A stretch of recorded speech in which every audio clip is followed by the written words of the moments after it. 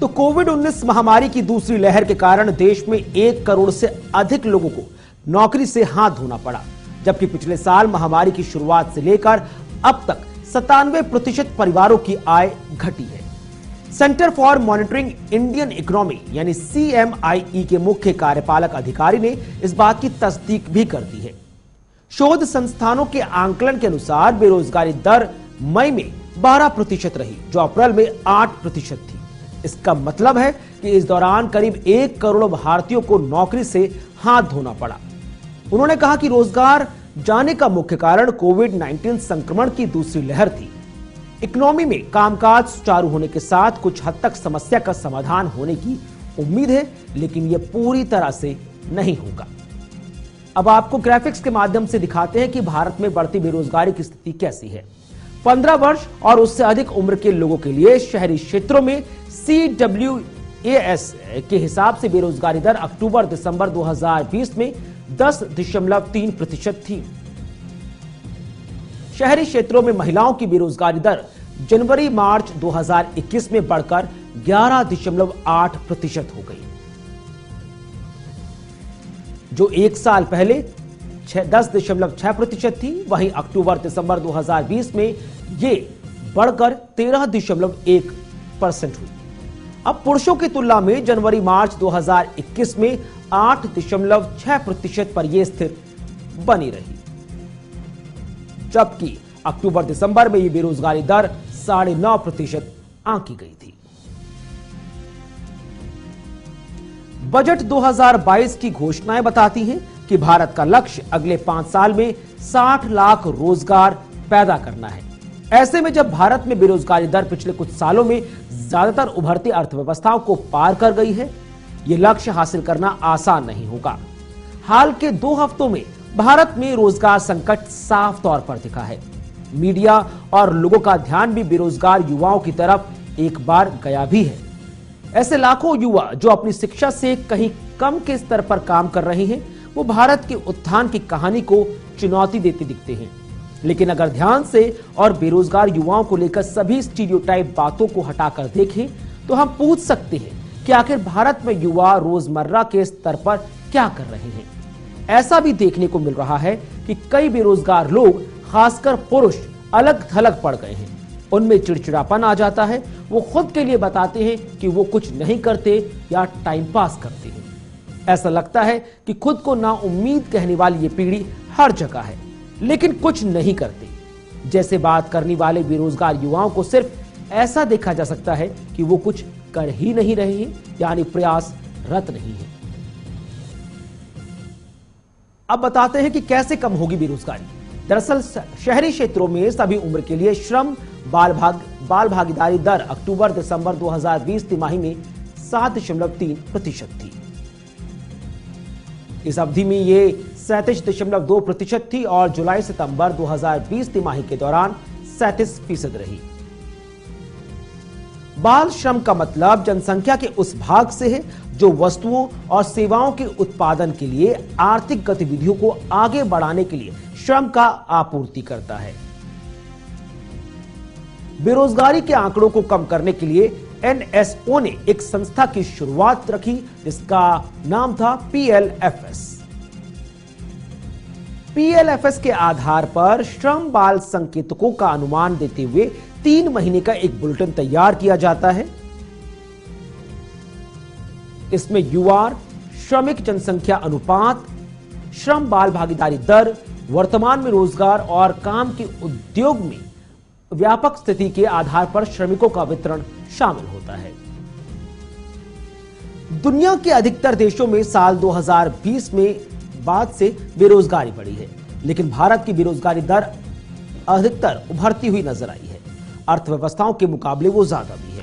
उदाहरण के तौर पर बांग्लादेश की 5.3% थी, मैक्सिको की 4.7% और वियतनाम की 2.3%। CMIE के मुताबिक वेतन वाली नौकरियां भी सिमट रही हैं। इसकी एक वजह यह भी हो सकती है कि महामारी के दौरान कंपनियों ने खर्च कम करने के लिए अपने कर्मचारियों की संख्या में कटौती की है, लेकिन यह संख्या आने वाले वक्त में यह और बढ़ सकती है, जिसको कम करने की जिम्मेदारी सिर्फ और सिर्फ सरकार पर होगी। क्योंकि युवाओं को रोजगार देने का जिम्मा प्राइवेट कंपनियों पर थोपा जाना कहीं से भी उचित नहीं है। एक रिपोर्ट में कहा है कि कोरोना वायरस महामारी के कारण अप्रत्याशित तबाही से अगले साल 20 करोड़ लोगों को बेरोजगार होने की आशंका है। अभी 10.8 करोड़ कामगार गरीब या अत्यंत गरीब की श्रेणी में वो पहुंच गए हैं। अंतर्राष्ट्रीय श्रमिक संगठन ने विश्व रोजगार और सामाजिक परिदृश्य रुझान 2021 की रिपोर्ट में इसका दावा भी किया है और इसमें कहा गया है कि नुकसान की भरपाई के लिए रोजगार वृद्धि कम से कम 2023 तक नाकाफी होगी। चलिए अब हम आपको दिखाते हैं कुछ आंकड़े जो दर्शाते हैं कि कैसे साल 2000 से लेकर अब तक बेरोजगारी के आंकड़े इतनी तेजी से बढ़े हैं। दरअसल भारत में बढ़ती बेरोजगारी को जनसंख्या, बड़े पैमाने पर व्याप्त अशिक्षा और भ्रष्टाचार समान रूप से बल प्रदान कर रहा है। इसी कारण देश में आपराधिक वारदातों से संबंधित आंकड़ा भी दिनों दिन बढ़ा है। अगर संजीदा होकर इन सभी कारणों में से एक को भी घटाने का प्रयास किया जाए तो बेरोजगारी का जो ग्राफ है, उसकी समस्या है, समाप्त करना थोड़ा आसान हो जाएगा। तो भारत में बेरोजगारी का आंकड़ा देखिए। साल 2000 में भारत में बेरोजगारी की दर 5.57% रही। 3 साल बाद साल 2004 के मुकाबले 2005 में बेरोजगारी दर में और गिरावट आई और ये 5.65% पर जा पहुंची। साल 2009 में बेरोजगारी दर बढ़कर 5.61% पर जा टिकी। साल 2013 में बेरोजगारी दर बढ़कर 5.67% रही। साल 2017 में यही बेरोजगारी दर फिर घटी और 5.41% पर आ गई। इधर साल 2021 में भारत की बेरोजगारी दर में गिरावट देखने को मिली और ये 7.9% हो गई। 2022 में भारत की बेरोजगारी दर घटकर 6.5।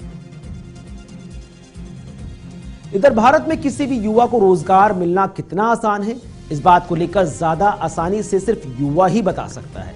वो बताएगा कि एक अच्छे कॉलेज में डिग्री लेने के बाद भी उसे बारिश, ठंड और कड़ी धूप में क्यों दर दर की ठोकर नौकरी के लिए खानी पड़ती है। नौकरी पाना तो बड़ा मुश्किल है। आजकल तो पढ़े लिखे भी बेरोजगार घूम रहे हैं अपने, कभी 2 वक्त की रोटी के लिए, कभी इधर मजदूरी कर ली, कभी उधर मजदूरी कर ली। और इस समय तो सबकी झाड़ी भी कम हो गई, किसी 400 रुपये देते हैं लेबर के। तो आजकल तो ऐसा ही है, कभी यहाँ 2 दिन काम कर लिया, 2 दिन काम उधर कर लिया, इससे ही रोजगार चल रहा है, घर का खाना खर्चा और सारा कुछ। नौकरी है ही नहीं, बिल्कुल बेरोजगार तो कम हो गया है और उस पर तो वृद्धि हो गई है। खाने पीने में तो काफ़ी महंगाई भी हो गई है अब तो। नौकरी मिलना भाई साहब जी ऐसा है, बहुत मुश्किल है, नहीं कि टेढ़ी खीर हो रखी है आज के टाइम में। जो हालात हैं, कुछ कोरोना को लेकर, कुछ वैसे भी पहले से भी बहुत ज्यादा मतलब टेढ़ी खीर है। नौकरी मिलना नहीं है ही नहीं, कहाँ है, नौकरियां खत्म हो गई, काम धंधे सब ठप है, तो नौकरी मिलना टेढ़ी खीर आज के टाइम में बहुत मुश्किल है। क्योंकि भारत के अंदर जो पढ़ा लिखा आदमी है आज वो रेडी लगा रहा है, जिसने PhD कर रखी है वो भी क्लर्क के फॉर्म भर रहा है। भारत में इतनी बुरी हालत हो गई है, जैसे कि राजस्थान में पहले बंदे आर्मी पुलिस की नौकरियां देख रहे थे, वो आज यहाँ के 8-8, 10-10 हज़ार रुपये की नौकरियां कर रहे हैं, और वो भी प्राइवेट सेक्टर के अंदर, जिनका भी कोई निश्चित नहीं है कि 6 महीने रखेंगे, साल भर रखेंगे। जैसे उनका टाइम 1 साल पूरा होता है, उनको वहाँ से भगा दिया जाता है। तो भारत में रोजगार की स्थिति बिल्कुल चरम सीमा पे है। इस हिसाब से लगता है कि युवा बहुत ज़्यादा बेरोजगार हो गया है। हम तो सर मुश्किल है थोड़ा, क्योंकि उसके लिए मेहनत बहुत ज़्यादा करनी पड़ेगी, और मेहनत करने के लिए हर बंदा थोड़ा नहीं है, इसलिए बहुत मुश्किल है। रोड पे देखो, मानेसर के अंदर देखो, काफ़ी सारी कंपनियां हैं, लेकिन बंदे काफ़ी घूमते डोलते हैं, लेकिन नौकरी नहीं है। नौकरियां तो सर हैं, लेकिन इतनी नहीं है, मतलब कम है। मतलब उसके लिए तो सर एक बार घूम फिर के मिलती है, कहीं जैसे मिल जाती है। बीते दिन ही कांग्रेस नेता व वायनाड से सांसद राहुल गांधी ने सरकार के सामने बढ़ती बेरोजगारी की स्थिति पेश की। आपको मैं आंकड़ा देना चाहता हूं। इस पिछले साल 3 करोड़ युवा रोजगार खोए हैं। आप बात करते हो रोजगार देने की। 2021 में 3 करोड़ युवा रोजगार खोए हैं। 50 साल से सबसे ज्यादा बेरोजगारी आज हिंदुस्तान में है। आपने मेक इन इंडिया की बात की, स्टार्टअप इंडिया की बात की, मगर जो रोजगार हमें हमारे युवाओं को मिलना चाहिए वो नहीं मिला।